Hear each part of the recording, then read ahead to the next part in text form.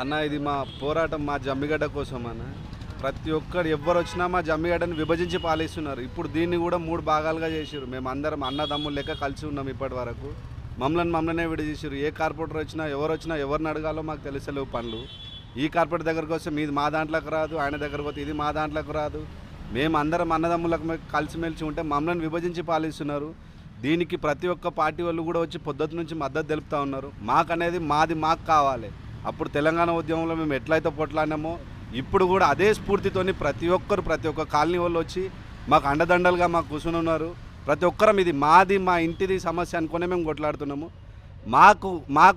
మాకు కావాలన్న కాన్సెప్ట్తోనే మేము ఇక్కడికి వచ్చినాము. ప్రతి ఏడుకు వచ్చినా ఏ శ్రవణగర కుషాగూడన అన్నట్టు కాన్సెప్ట్ వెళ్ళిపోతున్నది. మేమందరం వచ్చినా మీరు అందరు ఏడికన్నా పోతే మీరు ఆడికెళ్ళి వచ్చిర్రా, మీరు ఈడికెళ్ళి వచ్చిర్రా, మేము ఊరోళ్ళం కాదు అని అంటున్నారు. మేము బతకనీకే వచ్చినాము, మేము మా ఏరియాలోనే ఉన్నాము. సో ప్రత్యేకంగా మాకు కూడా ఒకటి కావాలన్న కాన్సెప్ట్తోనే మేము మాట్లాడుతున్నాము.